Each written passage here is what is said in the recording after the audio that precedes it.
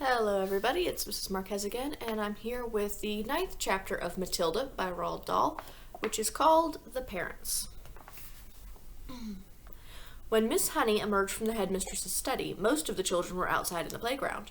Her first move was to go around to the various teachers who taught the senior class and borrow from them a number of textbooks, books on algebra, geometry, French, English literature, and the like, and then she sought out Matilda and called her into the classroom. "There is no point," she said, "in you sitting in class doing nothing while I am teaching the rest of the form the 2 times table and how to spell cat and rat and mouse, so during each lesson I shall give you one of these textbooks to study. At the end of the lesson you can come up to me with your questions if you have any, and I shall try to help you. How does that sound?" "Thank you, Miss Honey," Matilda said. "That sounds fine." "I am sure," Miss Honey said, "that we'll be able to get you moved into a much higher form later on, but for the moment the headmistress wishes you to stay where you are." "Very well, Miss Honey," Matilda said. "Thank you very much for getting those books for me." "What a nice child she is," Miss Honey thought. "I don't care what her father said about her. She seems very quiet and gentle to me, and not a bit stuck up in spite of her brilliance. In fact, she hardly seems aware of it." So when the class reassembled, Matilda went to her desk and began to study a textbook on geometry which Miss Honey had given her. The teacher kept half an eye on her all the time and noticed that the child very soon became deeply absorbed in the book. She never glanced up once during the entire lesson. Miss Honey, meanwhile, was making another decision. She was deciding that she would go herself and have a secret talk with Matilda's mother and father as soon as possible. She simply refused to let the matter rest where it was. The whole thing was ridiculous. She couldn't believe that the parents were totally unaware of their daughter's remarkable talents. After all, Mr. Wormwood was a successful motor car dealer, so she presumed that he was a fairly intelligent man himself. In any event, parents never underestimated the abilities of their own children. Quite the reverse. Sometimes it was well nigh impossible for a teacher to convince the proud father or mother that their beloved offspring was a complete nitwit. Miss Honey felt convinced that she would have no difficulty in convincing Mr. and Mrs. Wormwood that Matilda was something very special indeed. The trouble was going to be to stop them from getting overly enthusiastic. And now Miss Honey's hopes began to expand even further. She started wondering whether permission might not be sought from the parents for her to give private tuition to Matilda after school.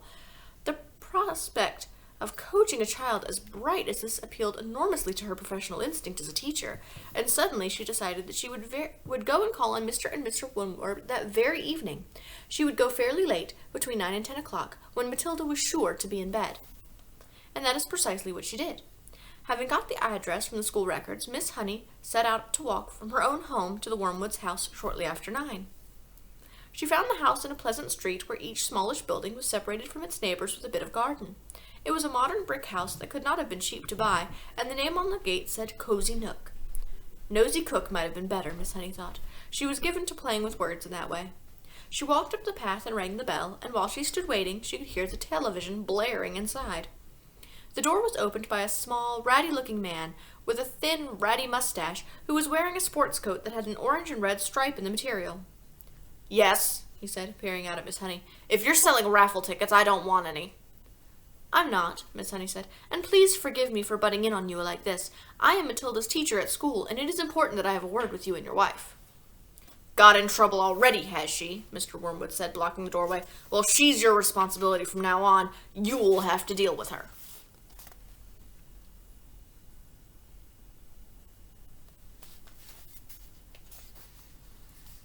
"She's in no trouble at all," Miss Honey said. "I have come with good news about her. Quite startling news, Mr. Wormwood. Do you think I might come in for a few minutes and talk to you about Matilda?"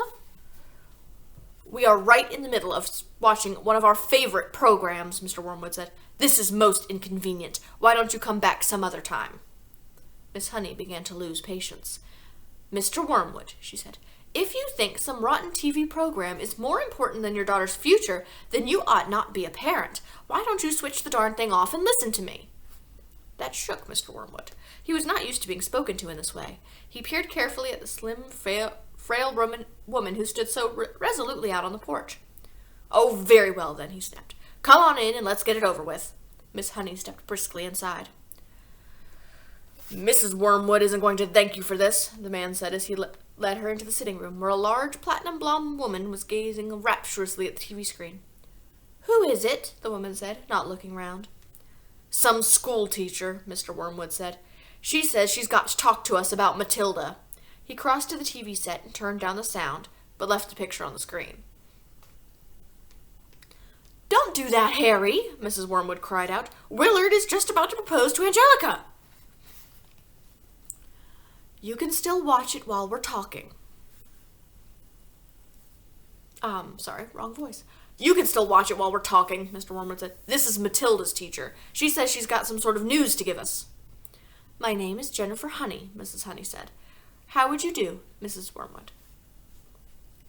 Mrs. Wormwood glared at her and said, "What's the trouble, then?" Nobody invited Miss Honey to sit down, so she chose a chair and sat down anyway. "This," she said, "was your daughter's first day at school." "We know that," Mrs. Wormwood said, ratty about missing her program. "Is that all you came to tell us?"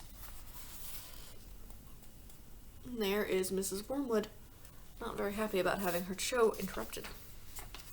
Miss Honey stared hard into the other woman's wet gray eyes, and she allowed the silence to hang in the air until Mrs. Wormwood became uncomfortable. "Do you wish for me to explain why I came?" she said. "Get on with it, then," Mrs. Wormwood said. "I'm sure you know," Miss Honey said, "that children in the bottom class at school are not expected to be able to read or spell or juggle with numbers when they first arrive. 5-year-olds cannot do that, but Matilda can do it all, and if I am to believe her—" "I wouldn't," Mrs. Wormwood said. She was still ratty about losing the sound on the TV. "Was she lying, then," Miss Honey said, "when she told me that nobody taught her to multiply or to read? Did either of you teach her?" "Teach her what?" Mr. Wormwood said. "To read.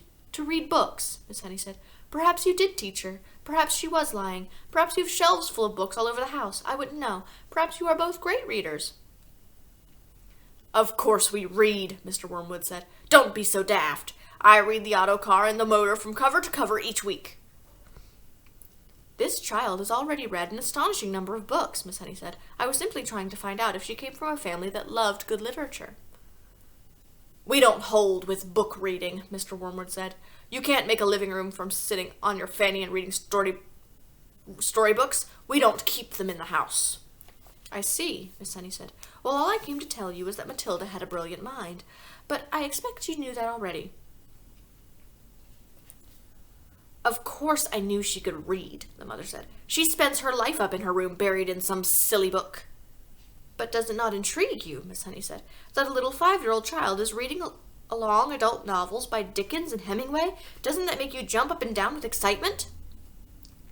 "Not particularly," the mother said. "I'm not in favor of blue-stocking girls. A girl should think about making herself look attractive so she can get a good husband later on. Looks is more important than books, Miss Hunky." "The name is Honey," Miss Honey said.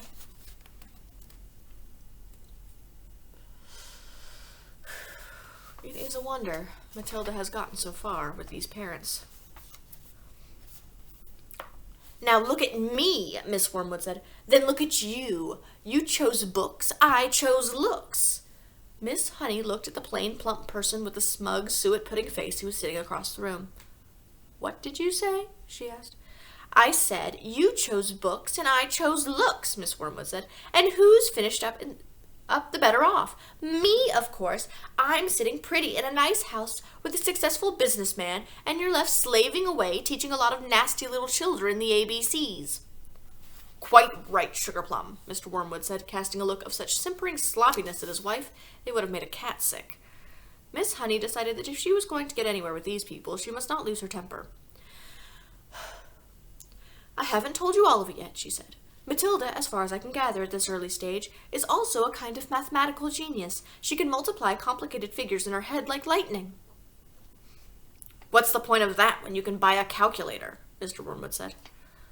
"A girl doesn't get a man by being brainy," Mrs. Wormwood said. "Look at that film star, for instance," she added, pointing to the silent TV screen where a bosomy female was being embraced by a craggy actor in the moonlight. "You don't think she got him to do that by multiplying figures at him, did you? Not likely. And now he's going to marry her, you see if he doesn't, and she's going to live in a mansion with a butler and lots of maids." Miss Honey could hardly believe what she was hearing. She had heard that parents like this existed all over the place, and that their children turned out to be delinquents and dropouts, but it was still a shock to meet a pair of them in the flesh. "Matilda's trouble," she said, trying once again, "is that she's so far ahead of everyone else around her that it might be worth thinking about some extra kind of private tuition. I seriously believe that she could be brought up to university standard in 2 or 3 years with the proper coaching. And there they are again. University? Mr. Wormwood shouted, bouncing up in his chair. Who wants to go to university, for heaven's sake? All they learn there is bad habits. That is not true, Miss Honey said. If you had a heart attack this minute and had to call a doctor, that doctor would be a university graduate. If you got sued for selling someone a rotten second-hand car, you'd have to get a lawyer, and he'd be a university graduate too. Do not despise clever people, Mr. Wormwood, but I can see we're not going to agree. I'm sorry I burst in on you like this. Miss Honey rose from her chair and walked out of the room. Mr. Wormwood followed her to the front door and said, Good of you to come, Mrs. Hawks, or was it Miss Harris? It's neither, Miss Honey said, but let it go. And away she went.